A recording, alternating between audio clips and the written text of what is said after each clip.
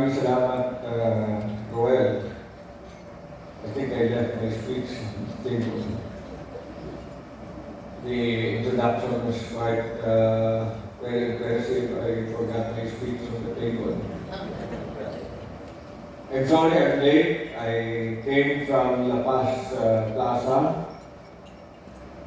We inaugurated the Koi Pond and Butterfly Garden, which were constructed by Global Business Power as part of their CSR. At the same time, it's a PPP between the Iloilo City and Global. Iloilo City has always been very strong in PPP. That's why for this term, we already have a PPP for our two biggest markets with SMBC, the Central Market and the Terminal Market. We also already signed another PPP with the Metro Pacific Water for waste to energy for a desalination plant that will provide potable water for the whole of Iloilo City. And at the moment, we are negotiating another PPP with First Balfour, one of the subsidiaries of First Gen, for an electric BRT for Iloilo. Unlike Cebu and Davao, we are not waiting for the national government to look at Iloilo. We are working on it by ourselves because we are a little far from Metro Manila, and we do not have so many high officials in Metro Manila, so we try to manage by ourselves here in Iloilo. Sometimes we call this the Republic of Iloilo. Let me greet our visitors. Dr. Rowena Cristina Rivara of the DOE. I think you are a frequent visitor of Iloilo, clearly showing your interest to support the problems of Iloilo. Mrs. Irma Exconde, Director for Electric Power Industry Management Bureau. Assistant Secretary Maylene Kapungkol of the Department of Energy. Assistant Secretary Mario Marasigan of the Department of Energy. Attorney Mona Lisa de Valanta, Chairperson and CEO of the Energy Regulatory Commission. Sharon Montaner, Director 3, Market Operations Service. Attorney Shana Angela Blanco, Division Chief, Contestable Market Division. IEMOP Board of Directors. Lieutenant General Ralph Villanueva, Retired Chairman. Attorney Richard J. Nettercott, Director, President, and CEO. Ms. Maria Carmela Cabadin, Director. Engineer Risalinda De Leon, Director. Engineer Jose Rodelio Magulapnan, Director. Mr. Gani Guason, Director. Engineer Robinson Descanso, Director. And for the PEM Board of Directors, Mr. Noel Aboboto, Chairman. Mr. Elvin Hayes Media, President. Mr. Jesus Aranza, Director. Mr. Juan Eugenio Rojas, Director, Mr. Jobal Ubay, Director, and Antonio Mariano Almeida, Administrator, National Electrification Administrator, Engineer Fortunato Lines, President and CEO, National Transmission Corporation. First of all, I would like to thank you for bringing this conference in Iloilo. I know that I am very happy because you will be spending your money here. You will help the local economy. Well, we'll find time to bring you around so that you can spend your money in the restaurants and in the pasalubong. Every new year, the Ilonggos expect to have fresh and rejuvenating start that we hope that will last for the whole year. Unfortunately, this year was far different because we were welcomed by the 4-day blackout, which started just on the 2nd day of the new year and up to the 5th day. The Ilonggos had to sleep in the plazas, and the new beginnings transformed into a period of anticipation as we anxiously awaited the restoration of power. Not just Iloilo, but the entire Panay Island and certain parts of Negros experience the consequences of this prolonged power outage. In Iloilo City alone, our local economy endured significant setbacks with an approximate daily loss of 500 million or a total of 2 billion over a span of 5 days, 4 days. We have demanded solutions to this serious power problem as well as accountability, especially since the same thing happened in April of last year. 2 months after the 4-day January blackout, another one transpired on March 1. As the local chief executive and as chairman of the Regional Development Council Infrastructure Development Committee, these happenings are really frustrating and very disappointing because we know that we don't deserve this. I initiated several meetings with the energy stakeholders in our search for power security and stability. One of the areas that was needed by Panay was the immediate completion of the Cebu, Negros, Panay backbone,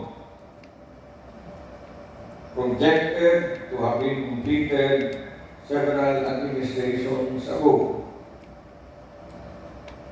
But finally has been completed and will be inaugurated, I think, Monday. Palakpak.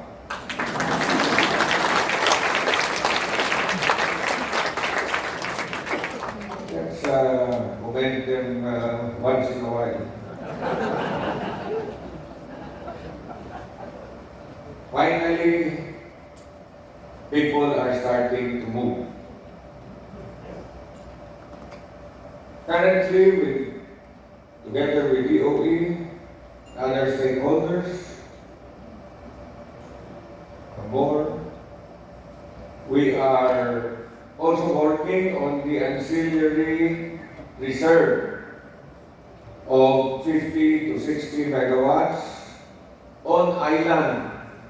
That means here in Panay. I continue to dialogue with the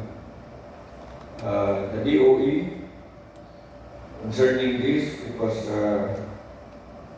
it's a good thing that Secretary Popo and I studied in the same high school.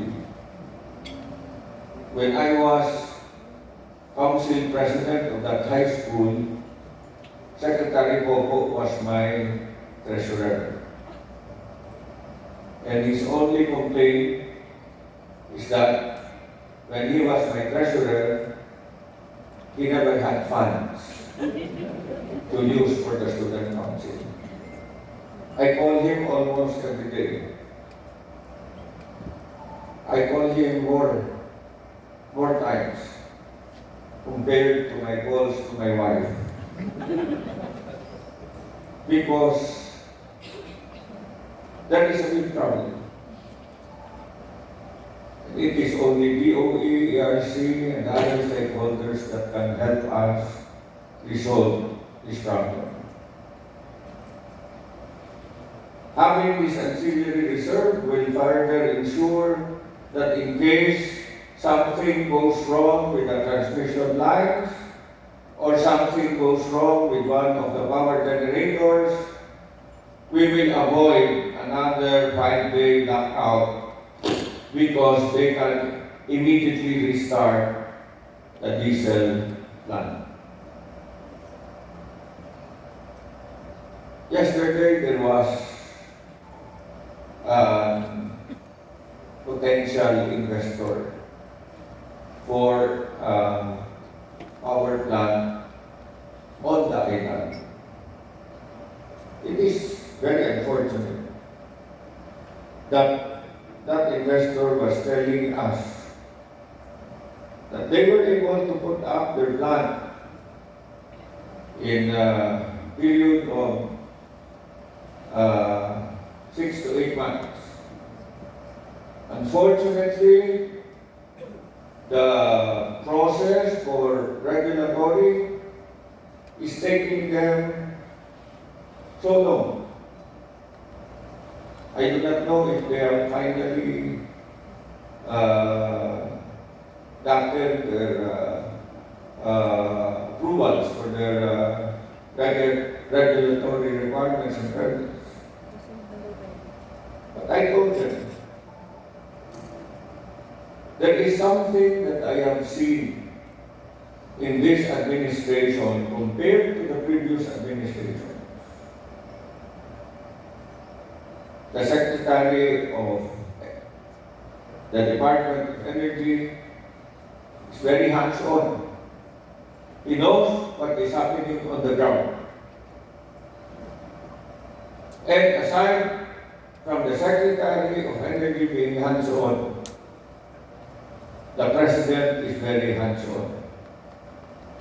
So I told him, this administration is different. And I am certain that the problems that you faced during the last administration, you will not be facing during this administration. I hope I am correct. Because we need investors, whether we like it or not. Iloilo is growing very fast.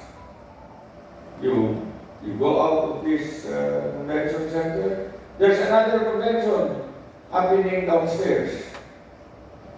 And when I talk to the stakeholders, they're telling me that Iloilo City needs a bigger convention center because there are so many associations that want to have their conventions here in Iloilo. We cannot sustain the growth and development of Iloilo if we have problems on power. That is why we have the DOE here, we have the ARC, we have other stakeholders. Help us prove to these investors that this administration will make sure that all requirements and regulatory permits can be provided at the earliest possible time. I will give you a short story. One of my experiences during the pandemic. PhilHealth was not paying the hospitals in Iloilo. And at one time, PhilHealth owed the hospitals in Iloilo more than 1.5 billion pesos. The hospitals cannot hire nurses. They cannot pay their electric bills with more power. They went to me, they came to me as the mayor. What did I do? I filed 2 cases against PhilHealth. One with ARCA, the other one with the Ombudsman. The Vice President of PhilHealth was asked to resign, and PhilHealth started paying the hospitals in Iloilo. We cannot afford government not to move or government to dilly-dally. Power is needed here in Iloilo. Sabi ni Noel yesterday. What can you do to help? Can we give the assurance to these investors that this administration will be different, and whatever they need, we will be able to provide at the earliest possible time? Or are we going to send the same message to them that here in the Philippines, it's more fun because your papers will be with us longer? So, those are questions. I'm sorry, I work in the executive. I hate it when I get out of my office and there are certain documents that are left unsigned. I will also tell you another story. During the pandemic, Iloilo City updated its CLUP. At that time, the DSUD was headed by a former general, Del Rosario.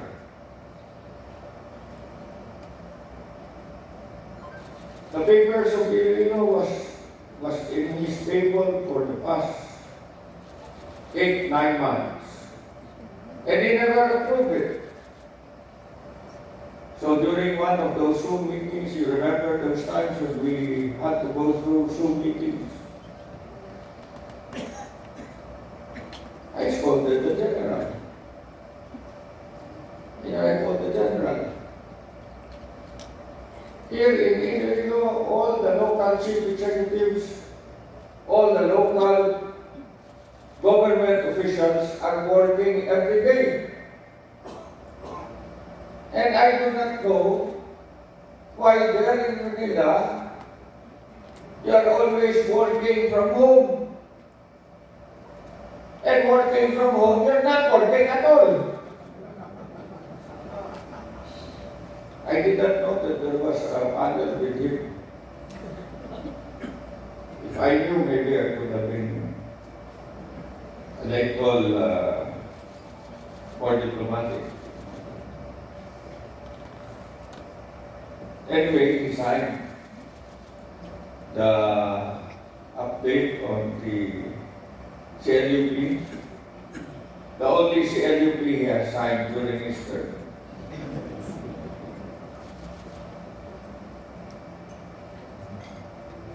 As government officials, let us all understand, everyone is waiting for us. And it is incumbent, if we accept the responsibility of being a government official, that we move with this funds. Iloilo City has a problem. Actually, it's not only Iloilo City, the whole Panay. We are trying to look for solutions. DOE and ERC, together with other stakeholders, are putting our heads together. I only hope that this time we can move faster for the sake of our countrymen and for the sake of the people who are paying our salaries.